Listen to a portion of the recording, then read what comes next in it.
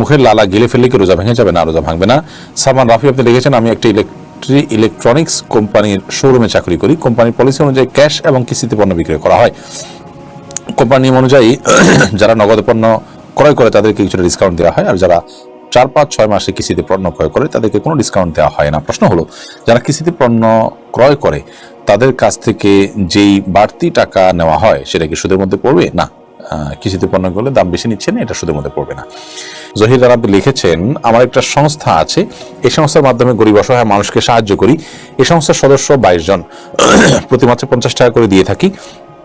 কিছু ডোনার থেকেও কালেকশন করি। গরিব অসহায় মানুষকে সহায়তা করার জন্য সংস্থার সদস্যের মন মানসিকতা যেন ঠিক থাকে, এই জন্য আমরা বিভিন্ন জায়গায় ভ্রমণ করি। ভ্রমণের যে খরচটা হয় তার সংস্থার ফান্ড থেকে আমরা খরচ করি।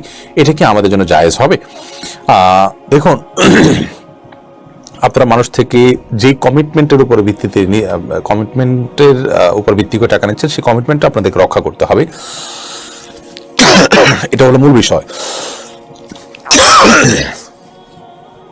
এখন মানুষের দানের টাকায় যদি আপনারা নিজেরা সেটা খরচ করেন এবং সেটা প্রয়োজনের চাইতে অতিরিক্ত হয়, তাহলে সেটা কিন্তু তসরুফ হবে। সেটা কিন্তু আপনার সেটা কারণে আল্লাহর কাছে জবাবদিহি করা লাগবে আপনাদেরকে।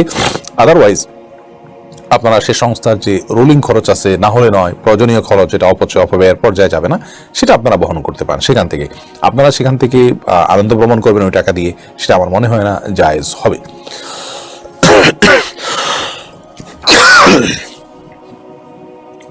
তবে যদি ব্যাপারটা এরকম হয় যে যারা কাজ করছেন তারা